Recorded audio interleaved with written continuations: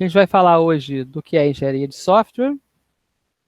Essa é uma gravação para completar, porque a gente começou a aula sem gravar, então eu vou ter que montar essa aula, né? Então, a partir de duas partes, essa é uma gravação depois que a aula já aconteceu. E o nosso objetivo aqui ainda é gerar um conhecimento comum, né, do que são as coisas, no caso, que é engenharia de software, né? Essa aula vai ter quatro partes: o que é engenharia de software, qual o objetivo, e o que tem dado certo na engenharia de software e depois a revisão. Então, o que é engenharia de software? A gente vai começar a falar do que é engenharia, depois explicar um pouquinho melhor as questões da engenharia de software e falar de alguns pontos importantes dela, né? E engenharia é a aplicação de conhecimento científico, econômico, tecnológico e social para inventar, projetar, construir, manter, pesquisar e melhorar estruturas, máquinas, dispositivos, sistemas, materiais e processos. Uf, né? Significa o quê? A engenharia é criar artefatos ou criar serviços de maneira científica, né? De maneira onde você pense na economia daquilo, né? Você não está fazendo um projeto artístico, né? Você tem que fazer um projeto que tem utilidade. E principalmente na engenharia, a gente não fala só de contas e de projetos, a gente tem que pensar nas pessoas. Então tem esse lado social também. E quando você faz um prédio, você tem que pensar se vai ser quente, vai ser frio de morar, né, como é que o som vai circular entre as paredes, entre as moradias, né? Então sempre tem um lado social do que você está criando, né? E olha, softwares são sistemas e produtos construídos por meio de processos. Então, eles se encaixam nessa história aí do que é engenharia, né? E a gente viu na aula passada, nas aulas passadas, né, na semana passada, que a gente não pode fazer software de qualquer maneira, né? E que software tem uma importância incrível na economia. Então, a gente tem que garantir qualidade de alguma forma, né? E a gente tem que procurar maneiras mais produtivas de produzir software mais corretos e em processos mais previsíveis, né? Isso porque fazer software não é uma tarefa simples, né? Um software pequeno é simples, mas um software que realmente tem utilidade, ele cresce de tamanho, cresce entre partes, cresce em arquitetura e não é tão simples, né? Então, uma maneira de definir engenharia de software, né, é a aplicação de uma abordagem sistemática, disciplinada e quantificável para o desenvolvimento, operação e manutenção do software. Ou seja, a aplicação da engenharia ao software. E eu gosto muito de chamar a atenção aí, né, dessa questão de ser quantificável. A gente tem que poder olhar e saber o que está acontecendo, e não conseguir fazer isso é um dos defeitos da maior parte do trabalho que é feito no dia a dia em software, né? Quanto está pronto? Essa pergunta é muito difícil de responder, né? E também é o estudo das abordagens possíveis para realizar essa definição anterior, ou seja, também é engenharia estudar a engenharia. A gente tem uma definição aqui, né? Que é a definição de um documento que chama-se SWBOK, que a gente vai falar de novo hoje, que é o Software Engineering Body of Knowledge, quer dizer, o corpo do conhecimento da engenharia de software. E ele fala assim: a engenharia de software é a profissão preocupada com a criação e manutenção de aplicações de software, pela aplicação de tecnologias e práticas na ciência da computação, gerência de projeto, engenharia, domínio de aplicação e outros campos. E a gente, opa, finalmente, né, apareceu a ciência da computação. A gente estava preocupado porque a ciência da computação não estava aparecendo, mas ela aparece aqui. A gente tem que usar coisas de ciência da computação para fazer engenharia de software. O Pressman, que é aquele senhor que eu mostrei a foto em outra aula aí, na aula, acho que da importância do software, diz que engenharia de software é o estabelecimento de princípios sólidos de engenharia para obter economicamente software que é confiável e funciona eficientemente em máquinas reais. Isso é uma questão muito importante para a gente, né?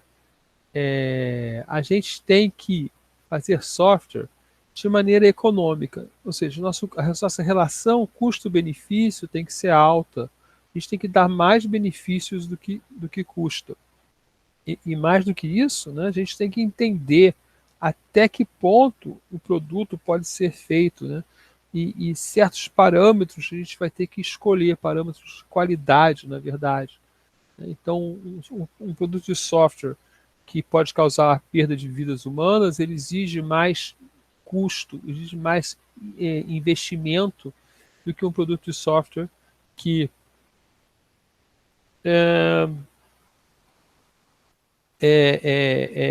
que o erro pode ser consertado, né? Uma coisa mais administrativa, assim. Apesar de ser incômodo, né? Mas a gente não pode gastar o mesmo dinheiro para fazer coisas diferentes. Vai mandar uma nave à Lua, a Marte, a qualidade do software tem que ser maior do que um software que está rodando no computador de uma pessoa só, por exemplo, para fazer uma conta. Né? Então, a economia é uma questão muito importante, até pouco tratada. Mas a gente tem que sempre pensar na cabeça quanto que eu estou gastando, né, para fazer esse software, quanto que eu vou cobrar para esse cliente, quanto esse cliente está disposto a pagar por esse software. Tudo isso se relaciona à engenharia de software. Né? E a ciência da computação, né, a diferença básica é a seguinte, né? A ciência da quando você estuda a ciência da computação, você está olhando a teoria e os fundamentos do software. Né? Mas você, na ciência da computação propriamente dita, né, você não está olhando as questões do software em uso. Né? O software em uso, ele é um bicho todo próprio, né, porque ele é afetado por condições operacionais e por condições de contexto que envolvem o usuário. Então agora a gente estava usando aqui o Kahoot, né? Ah, o Kahoot é muito legal, né? Tem gente que defende o uso, e até um exemplo disso, né? E eu sabia que ia acontecer. Ah, tem um aluno que estava só com o celular, não conseguia assistir a aula, jogar o Kahoot, né? Todas essas coisas ao mesmo tempo. Então a gente tem que pensar essas coisas quando vai fazer engenharia de software. Né? O SWBOC, então, ele tenta o quê? É o guia do corpo de conhecimento da engenharia de software. Isso foi feito por pessoas do mundo inteiro, né? Professores do Brasil, colegas meus participaram da construção, você podia participar mais ativamente, só com sugestão, para definir o que é engenharia de software. Basicamente é o seguinte, ó, vamos definir o que é engenharia de software, por que a gente faz. Se a gente faz assim, então é engenharia de software. Se a gente diz que é engenharia de software, então é engenharia de software. E eles encontraram algumas áreas. É muito difícil dividir coisas em áreas, né? Porque a gente tem muito trabalho híbrido, mas eles têm essas áreas aí, né?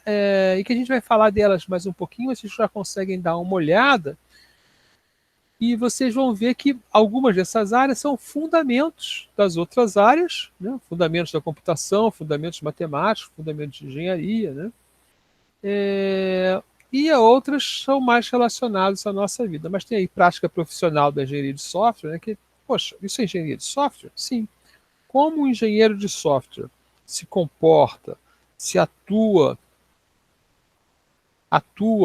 com os outros, com seus clientes, com seus parceiros, com seus funcionários, né?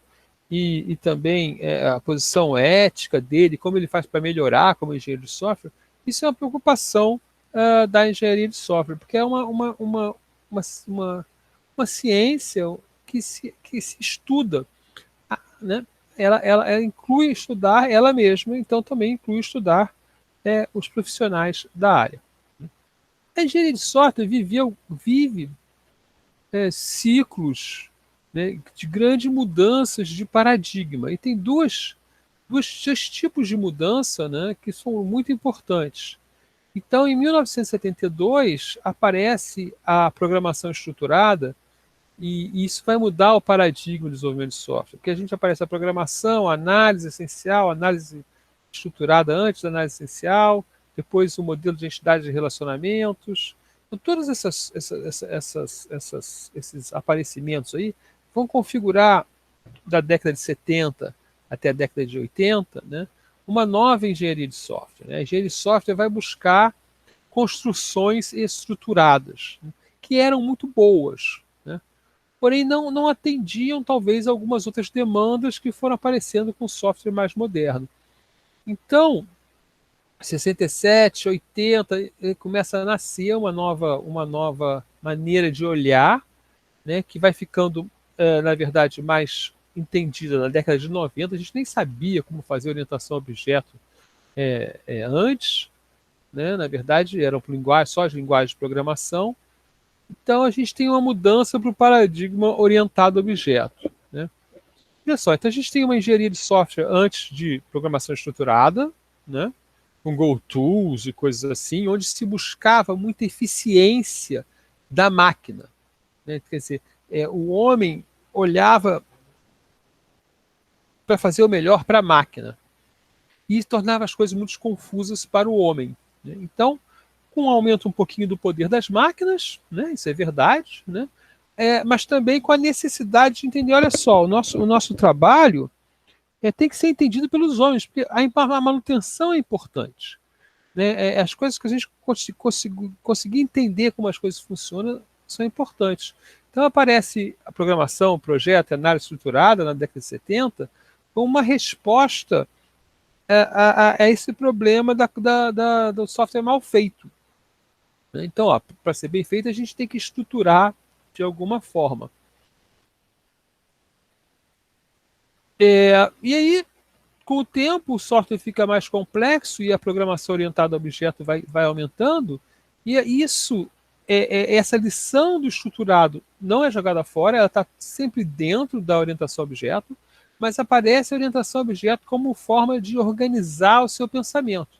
E ela dominou, a partir de 94, com a criação do ML, ela domina toda a área, né? Mas ela ainda tem seus defeitos, a gente vê eles agora, né? Por causa da questão da estrutura, né? Então, o objeto, como ele é pensado, ele funciona muito bem, né, num ambiente fechado.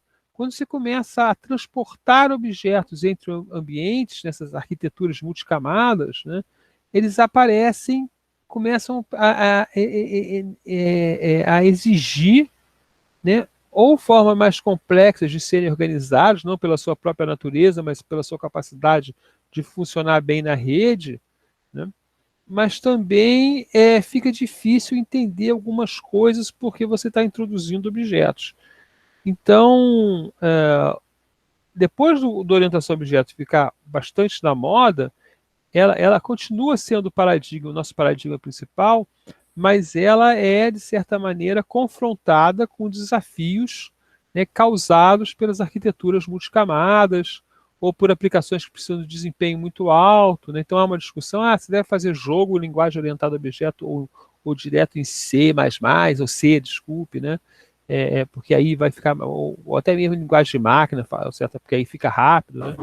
E sempre tem uma jogada, né, uma competição entre as necessidades do homem de entender as coisas, entre as necessidades do sistema serem bem explicados, né, o sistema como um todo, não só aquele programa, mas aquela quantidade de programas que se comunicam, né, uma parte que está lá em JavaScript, no seu browser, misturado com HTML, CSS, e essa parte se comunica com o servidor que está numa máquina na nuvem, né, mas esse servidor pode estar cercado de sistemas de distribuição de carga, por exemplo, isso aí vai acessar um banco de dados. Então, essa complicação maior, né, faz com que a gente pense sistemas componentizáveis, né, que vão além das ofertas básicas da orientação a objeto. Mas realmente há uma evolução ali do nada para estruturado, para o encapsulado em objetos, né? Isso é importante. O outro paradigma que mudou mais até, né, é o método de desenvolvimento, né? Então nós vivemos lá no início o desenvolvimento sequencial, a gente vai falar mais sobre isso, iterativo incremental, espiral, um processo RUP que ficou mega na moda, quase todo mundo usava isso. Depois o aparecimento da agilidade, porque as coisas ficaram muito fechadas, muita forma de trabalhar, muito controle, né? E aí times pequenos não precisam de todo esse controle. Aí aparece a agilidade, que é boa para times pequenos, né, que é boa para vários times pequenos juntos trabalhando de maneira paralela, né, até chegarmos hoje nos proponentes da entrega contínua e de coisas como DevOps, que tem relação com o processo de desenvolvimento também. Na prática, né, todas essas discussões, toda a engenharia de software, ela se divide basicamente em dois grandes grupos.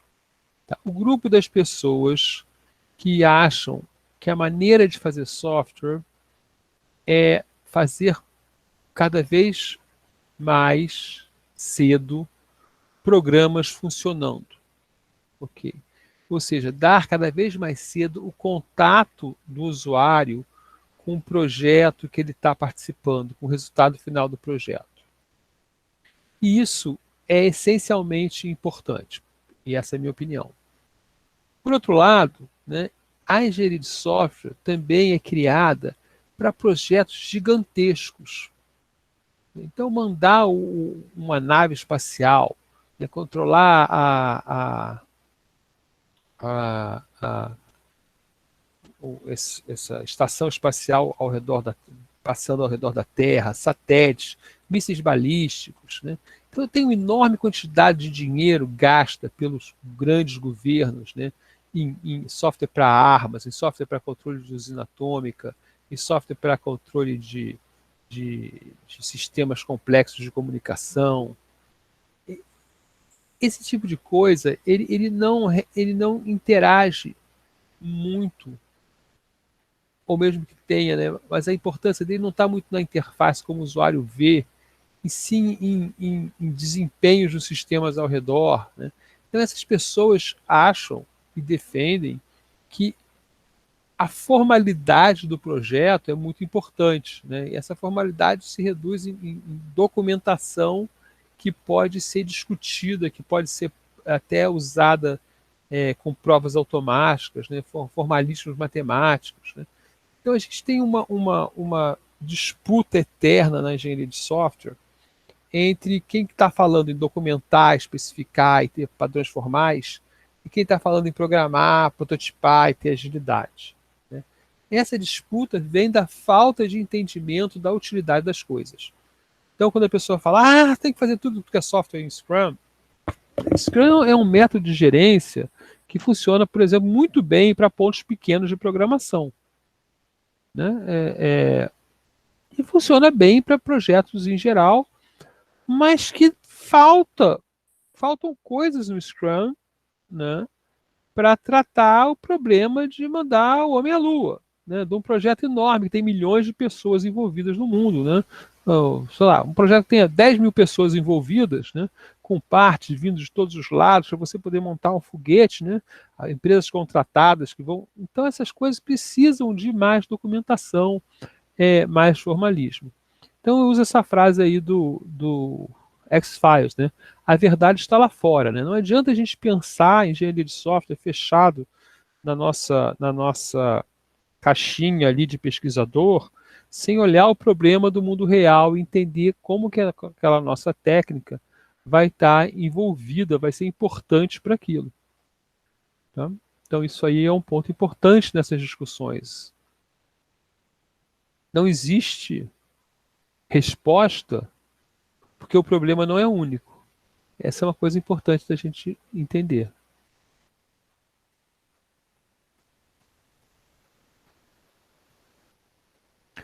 Estamos juntos? Ok? Então essa visão, né, importante que engenharia de software é aplicar técnicas de engenharia na construção de software. A gente está falando o quê? Em aplicar técnicas que podem ser repetidas. Né? Ou seja, para cada projeto de software não ser uma surpresa. Que surpresa, agora esse é assim, que surpresa, o outro é assim. A gente quer que não, que cada projeto de software tenha um certo grau de repetição dos projetos anteriores. Não repetição do software, até quando for possível sim, a gente chama isso de reuso, mas repetição das nossas práticas de trabalho, para a gente poder aprender. Se cada projeto de software a gente for trabalhar de um jeito, a gente nunca aprende. Né? A gente tem que aprender, olhar o que deu certo, né? E seguir em frente, e olhar o que deu errado e trocar. Mas no final a gente vai ter que atender alguém. Então, o nosso objetivo da engenharia de software, né, ele tem certas características que são as características de atender alguém, né? Então, para mim, o principal objetivo é de desenvolver software de maneira custo-efetiva. Ou seja, a gente quer diminuir o custo de desenvolvimento e maximizar o que a gente está entregando para o cliente, né? É fácil entender o que é diminuir o custo de desenvolvimento. Tá, tem que ficar mais barato. Mas o que é efetivo? Efetivo quer dizer com a qualidade adequada e desejada, né? E essa qualidade, a gente vai falar daqui a pouco de novo, é o grau em que um conjunto de características de um item analisado cumpre os seus requisitos. E a gente vai ter uma quantidade enorme de tipos de requisitos. Tem os requisitos funcionais, que falam, o software tem que fazer isso e aquilo outro. E tem todos os outros requisitos que a gente agrupa pelo nome requisitos não funcionais, né? Um tipo de requisito não funcional, por exemplo, é a data de entrega do software, né? Então a gente tem que atender, né, a várias outras coisas. E é importante saber algumas coisas sobre a qualidade, né? A qualidade, ela não tem só uma visão, tem várias visões, a gente fala, ela é multifacetada, né? E ela é sempre de acordo com o observador. É sempre uma pessoa que olha pensando algo, né, que tem algum desejo, né, ela tem alguns requisitos que ela vai olhar e vai falar, olhando dessa forma, isso aqui tem ou não tem essas propriedades da qualidade. E a gente vai falar mais sobre qualidade durante o curso e vai sempre provavelmente se referir a ela depois que a gente falar de qualidade. Então a gente vê duas ou três metas para a engenharia de software. Atender o cliente que precisa de software. Então a gente vai pensar, bom, eu faço engenharia de software para poder entregar um bom produto para o cliente. Mas eu faço para poder agregar valor ao cliente, mas para poder agregar valor à minha empresa também. Ou seja, eu, a gente faz software para ganhar dinheiro. Isso tem que estar envolvido na nossa equação. E além disso, eu quero deixar satisfeito as pessoas que trabalham. Tem uma parte da engenharia de software, né, que a gente pode chamar de peopleware, que é a preocupação com a saúde, com a felicidade das pessoas que trabalham na engenharia de software. Porque não adianta eu colocar um método que vai deixar as pessoas infelizes, né, porque a produtividade vai cair. E as pessoas vão ficar infelizes ainda por cima. Então a gente pode dizer, a gente vai daqui a pouco no curso falar de valor, né, que a gente quer adicionar valor aos clientes, funcionários, aos parceiros e à própria empresa. Então a nossa meta total é aumentar o valor sempre que possível e diminuir o custo sempre que possível. E essas diferentes qualidades que são? Olha só, a gente pode imaginar vários tipos de sistemas diferentes. Cálculo da média de uma turma, website institucional de uma empresa pequena, sistema de internet banking, software de controle de um letreiro eletrônico, sistema de controle de voo, sistema de voo de uma nave espacial, software do freio ABS, né? Esses softwares têm qualidades diferentes, né? Ele tem requisitos de qualidade diferentes. Então, por exemplo, eu conversei com uma pessoa que trabalhava num software de freio ABS, né? Eles tinham uma arquitetura de 6 camadas de software para decidir o freio se funcionava ou não, se tivesse algum erro, a outra camada podia assumir. Então tem uma enorme redundância de trabalho para os freios sempre funcionar.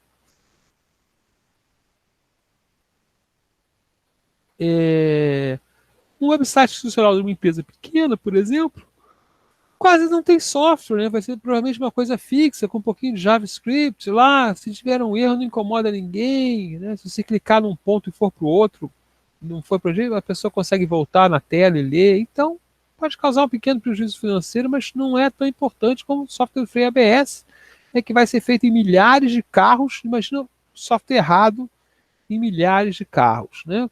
Causando vários acidentes, né? A engenharia de software, então, ela tem camadas de construção, onde uma camada sempre tenta cumprir também a camada de baixo, né? Então a gente pode falar o seguinte, né? tudo começa na engenharia de software com foco em qualidade. Tá?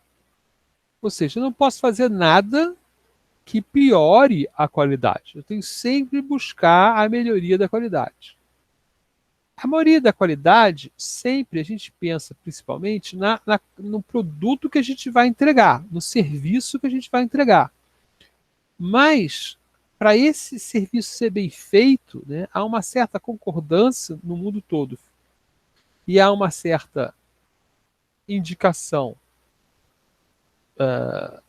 em pesquisas, né, que a gente precisa trabalhar o processo. Ou seja, um bom processo gera um bom software. Um bom processo gera um bom produto. Isso é uma suposição, ok? Uma suposição onde a gente tem muitas evidências a favor. A gente mora, as pessoas que conseguem controlar o seu processo, entender o que está acontecendo, elas conseguem produzir software melhor. Você pode dizer, mas eu conheço um cara que não tem processo nenhum, mas faz um software, faz um jogo super legal, né? Tem lá um desenvolvedor, essa é uma preocupação minha, né? Tem um desenvolvedor lá que ficou sozinho lá, fez um jogo indie, né? E ganhou 2 bilhões e meio de dólares pelo jogo. E ele não tinha processo nenhum. Né? Bom, primeiro ele devia ter algum, né? Mas segundo, se ele está sozinho, né, ele não precisa de processo.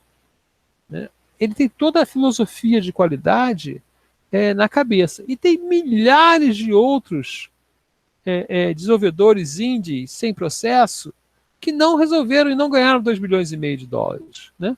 Então, para você fazer software industrialmente, para você fazer software profissionalmente, você precisa saber o que você está fazendo, como você está fazendo. Então, o processo é importantíssimo. E o processo permite você fazer o foco na qualidade, mas também fazer o foco na qualidade que você quer. Né? Eu preciso focar, por exemplo, o software bancário, né? Ele não pode errar conta. Né? A gente tem até uma pesquisa sobre isso lá na COP, já antiga, da década de 90, onde vai ver o que é importante para software bancário, né? E claramente não pode errar conta. Mas a interface do usuário não ficou tão boa. Mas a conta está errada. A conta tem que estar 100% certa. O software bancário erra a conta, a confusão que isso pode gerar, né, é enorme. Né? O prejuízo financeiro e prejuízo à imagem do banco pode ser enorme. Agora, um botão que não funciona na interface, ok, é importante funcionar, mas é sempre menos importante que não errar conta. Então a gente tem que sempre entender a nossa qualidade, né, para ver o investimento que a gente vai colocar em cada parte do nosso trabalho. Né? Quanto que a gente vai gastar para garantir essa qualidade, que é uma questão muito importante. Né? Então, em cima dos processos, a gente tem os métodos. Tá? Os métodos são como a gente realiza o processo. Eu vou fazer um modelo do tipo tal, vou fazer um modelo de objetos, vou fazer aqui diagramas de atividade, vou fazer uma modelagem de processo, vou fazer testes de unidade. Então, esses métodos, eles permitem que a gente implemente o processo. E os métodos precisam de ferramentas. Né? O que são as ferramentas? Vamos dizer que um método seja programação orientada a objeto. Você precisa de uma ferramenta específica.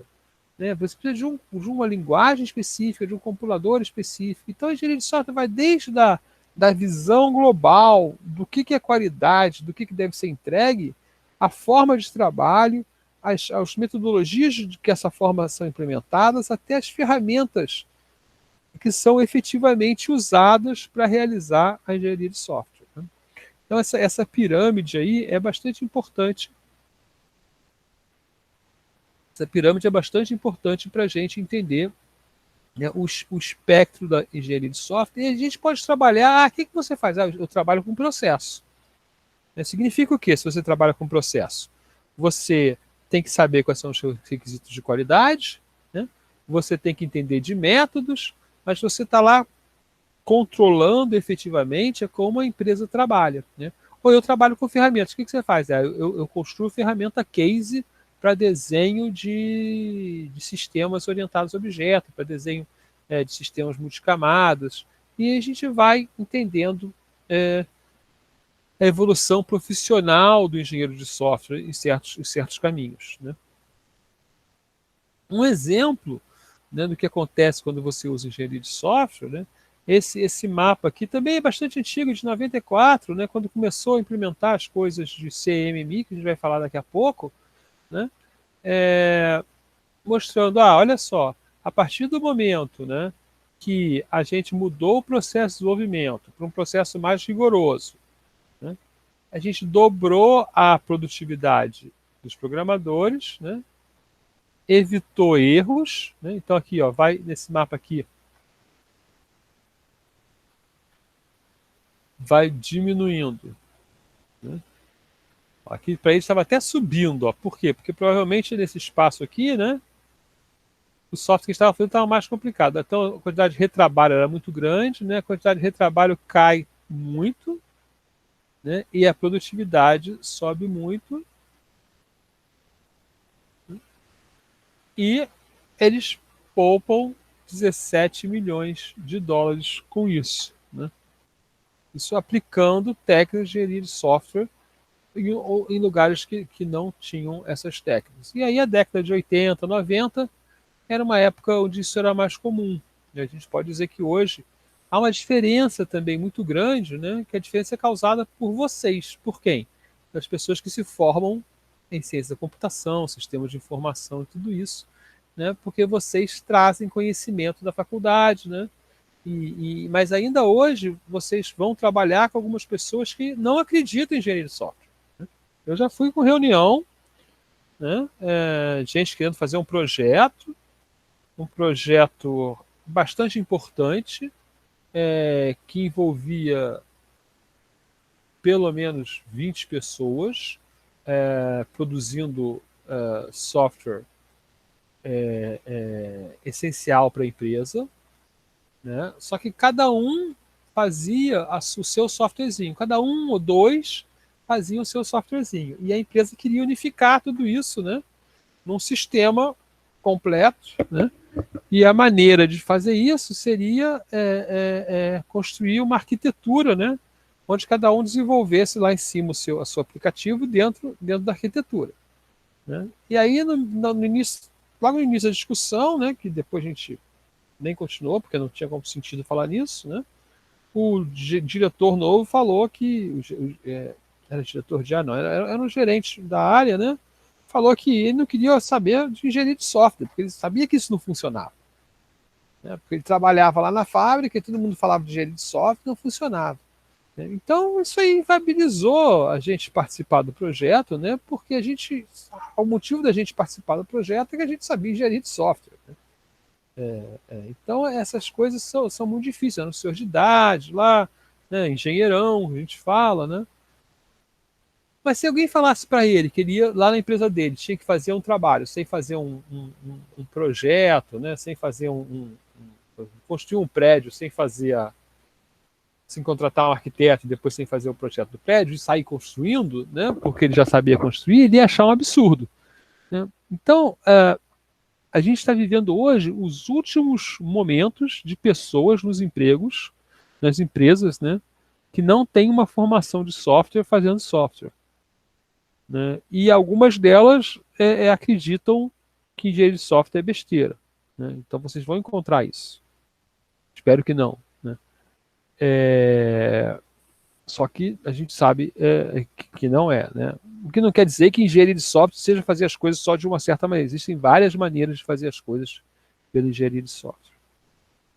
E o que tem dado certo, né? O que tem dado certo? Então a gente tem algumas coisas aí que a gente sabe que tem dado certo na engenharia de software. Então uma coisa que dá certo, né, é voltar a empresa toda para a qualidade, voltar toda a área de projeto para a qualidade, né, e seguir alguma norma, né, ou alguma sugestão de caminho que mostre como fazer isso, né? Então, existe uma coisa chamada CMMI, né, que busca, que é é o modelo de maturidade, né, que mostra quanto a sua empresa é capaz de desenvolver software bem, ok? E esse é um modelo de 5 níveis, né, criado pelo governo americano, que em certo momento ele falou, olha só, a gente só vai contratar gente que tiver pelo menos no nível 3. Né? E nível 4 e 5 é bônus. Na verdade, isso aqui é o seguinte, ó, aqui você não faz nada, tá? Esforços heróicos. Né? Aqui você faz alguma coisa, e aí essas linhazinhas aqui são o que você faz. Tá? E aqui você tem um processo padronizado. Ah, então se você tem um processo padronizado, significa que você é uma boa empresa. Veja só, ela não diz qual é o seu processo. Ela diz o que um processo padronizado deve fazer. E isso aqui significa que sua taxa de risco diminuiu, né? Você trabalha melhor. Né? A partir do momento que você tem um processo padronizado, ou seja, você andou do nível 1 para o nível 3, você já tem uma competência. Mas você não consegue mais, quando você chega aqui, você não consegue mais melhorar sem medir. Então, o nível 4 e o nível 5 diz o seguinte, ó, até aqui você estava trabalhando qualitativamente, você estava implantando metodologias, né, técnicas, como gerência de risco, né, como usar validação, fazer verificação, né, tem a técnica de tomar decisão e guardar como a decisão foi tomada, né, e resolver o problema e verificar se você realmente resolveu o problema. Né. Então, a partir do momento que você consegue isso aqui formalmente, você agora só pode melhorar se você medir, encontrar os seus problemas e depois você realmente ter um processo de melhoria contínua. Tá? Então a gente tem, na verdade, um caminho até o nível 3. Né? Aí, depois do nível 3, você tem que medir, basicamente, né? Você tem que gerenciar como você faz as partes de baixo para depois poder melhorar o que você encontrar de erro aqui. Ok? Estamos indo bem? Professor, Sim. desculpa, eu não entendi isso, não sei se eu me perdi, eu não entendi exatamente o que, que é isso que você explicou agora. Isso Eu acho que aqui eu posso dizer, é um padrão, tá? Mas não é um padrão obrigatório, né? É um, é uma norma. Como é que eu chamaria isso? Deixa eu pegar aqui uma ajudinha da internet aqui. Peraí. Ok. Vou contar a história que talvez fique mais claro, tá? O governo americano viu, a gente está contratando muito software e os projetos estão dando muito errado, ok? Então ele contratou a universidade, agora me esqueci o nome da universidade. Isso, Carnegie Mellon, ele contratou Carnegie Mellon, né? Para desenvolver um, um entendimento do que seria uma empresa que sabe fazer software, ok? Então eles desenvolveram um modelo de maturidade da capacidade da empresa. Então CMM, né, modelo de capacidade, Capability Maturity Model, eles desenvolvem esse modelo e diz o seguinte: olha só, você para fazer software, né, você pode estar na bagunça, ok? Você pode estar num nível que se você tem uma gerência razoável, ou você pode estar num nível que tem um processo bem definido. Então são os 3 primeiros níveis. Tá? E como eu olho isso? Na verdade, eu olho isso por uma quantidade de características que demonstram a minha capacidade de gerenciar o processo de software. Tá? E aí tem alguns níveis melhores que são como eu consigo melhorar a minha própria capacidade. né? Para melhorar, eu tenho que medir e eu tenho que resolver os problemas que eu encontro nas minhas medidas. Ok? Essas áreas aqui, né, são áreas da engenharia de software. Por exemplo, né, gerência de risco. Então, se você faz gerência de risco, tá, você tem, e para você fazer, você tem que cumprir certas características, e nunca diz como, mas sim o que você deve ter. Né? Você vai ter um pontinho em direção a chegar no nível 3. Tá? Isso foi usado pelo governo americano para contratação, ou seja, se você tinha um nível mais alto, você tinha mais chance de ser contratado. Isso foi visto pelo mercado como o seguinte: então eu consigo entender qual é a minha qualidade como desenvolvimento de software. Então, algumas empresas começaram a se certificar, né, no processo de certificação, que elas estavam no nível 1, 2, 3, 4 ou 5. Né? É bem difícil estar no 5, né? Mas o que acontecia normalmente é que a empresa achava que estava no 2 ou no 3 e estava no 1. Tá? Então, o CMMI ele é uma receita do tipo de receita que você tem que fazer para você ser uma boa empresa de desenvolvimento de software. Você pode certificar com métodos ágeis, você pode certificar com métodos rígidos, processos ágeis, processos rígidos, de várias maneiras. Tá?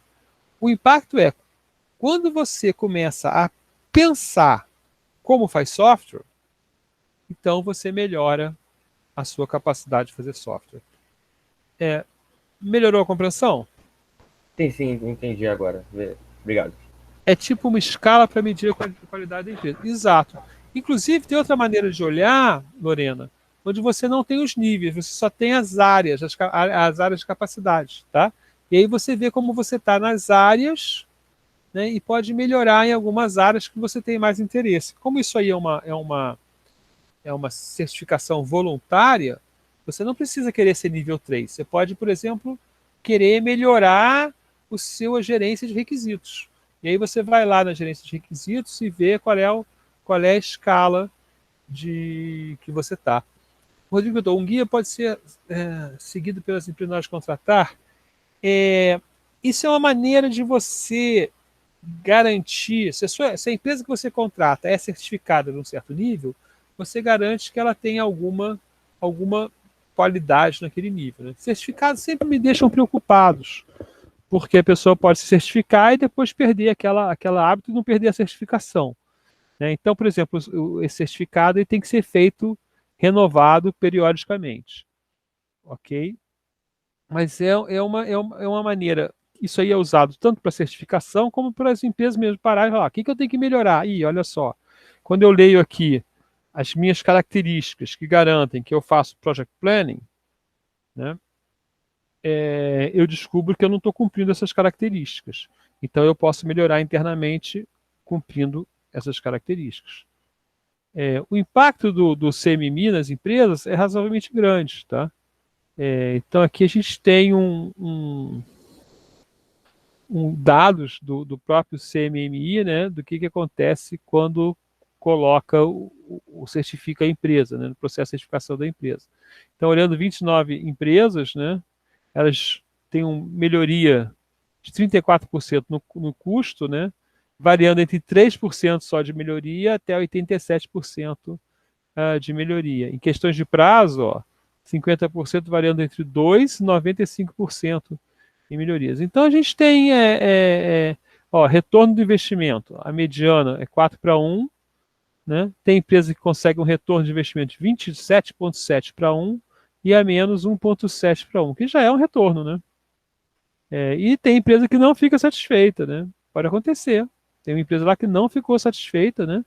Aí você vai perguntar, mas por que os clientes, né, não ficaram satisfeitos?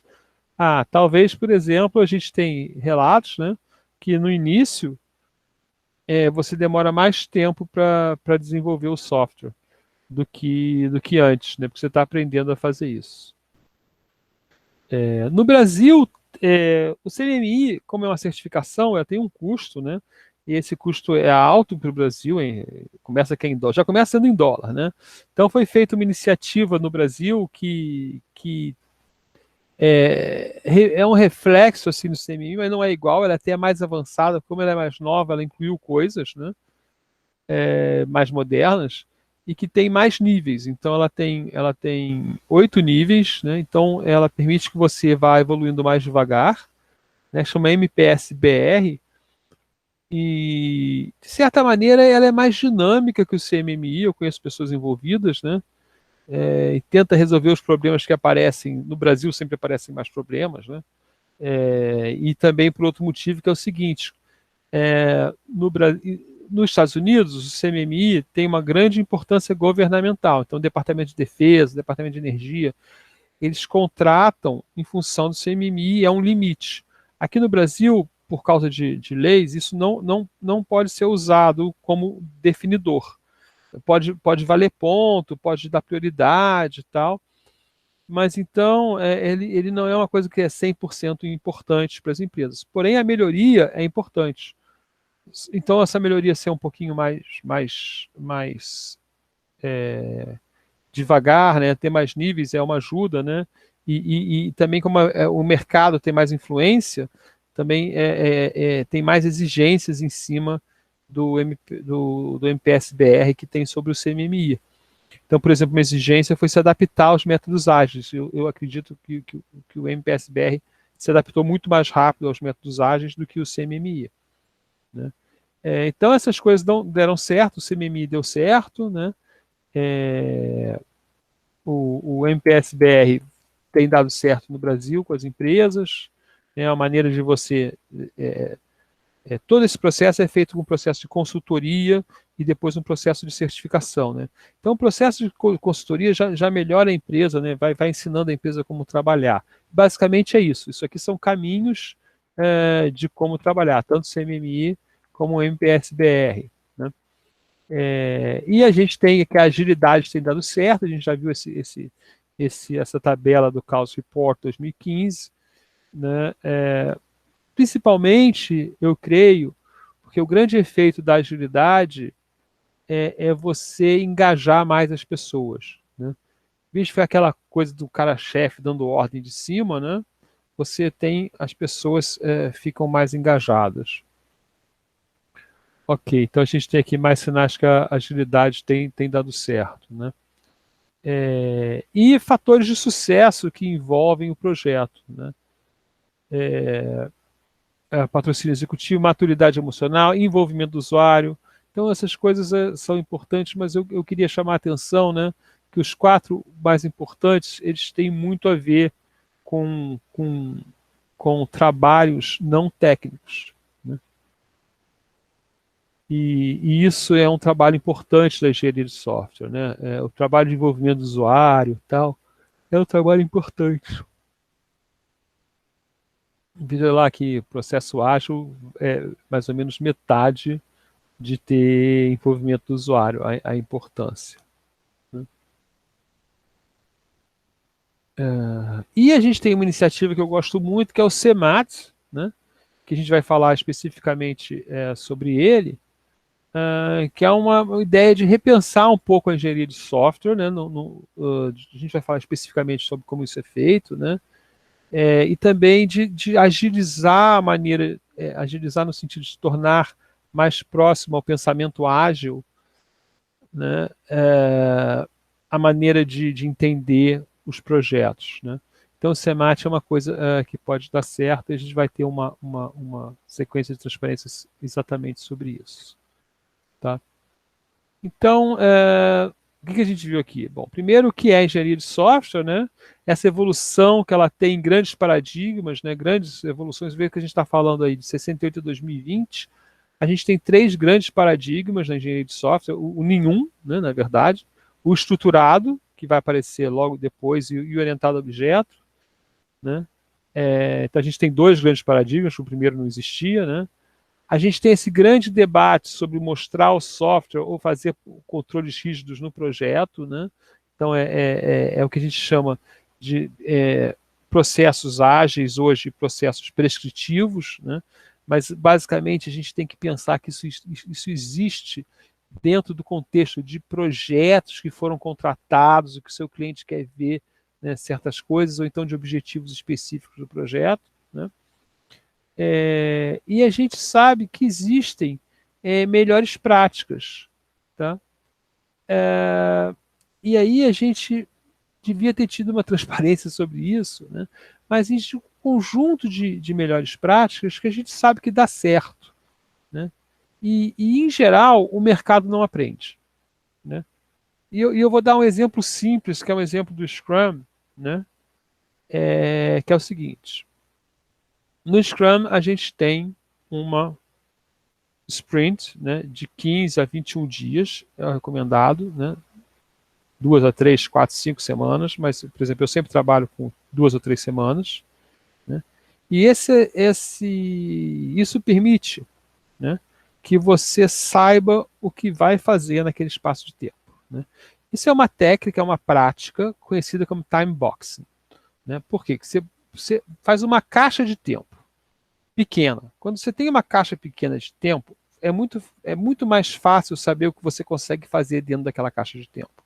Quando você fala, meu projeto tem 1 ano, o que eu vou fazer nesse ano? Você fica completamente perdido, tá?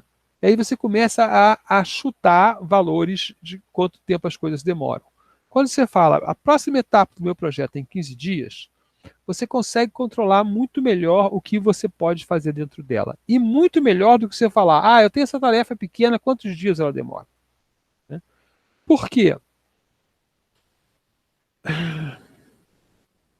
Bom, isso primeiro é uma característica humana, né? É mais fácil você dizer o que você consegue fazer dentro de um tempo do que você dizer o tempo que você consegue fazer a coisa. Segundo, porque quando a gente está falando de um conjunto de atividades, tá? Se eu pegar minhas atividades e somar os tempos, né, eu vou estar somando os erros. E quando você coloca atividades dentro do tempo, você gerencia também esses erros para menos e para mais, né? E como você faz isso repetidamente no Scrum, né, você vai de 15 em 15 em 15 em 15 em 15 em 15 em 15 dias, né, você aprende ao longo do tempo, né, a sua capacidade de trabalho. Então, time boxing, que é o nome dessa técnica, de ter um tempo fixo e curto e trabalhar, é uma prática que a gente sabe que funciona e que é super eficiente.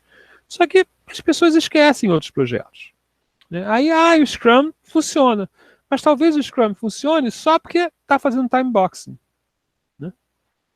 E sem o Scrum você não faria time boxing. Então tem um conjunto de melhores práticas que a gente conhece, né? E que o mercado não aprende, ou não entende, ou não escuta, e às vezes aparece uma modinha, né? E o Scrum tem um lado modinha, né? Então a gente vai trabalhar desse jeito, e as coisas funcionam. Ok? E essa sequência aí falando bem geral, de forma bem geral, de engenharia de software.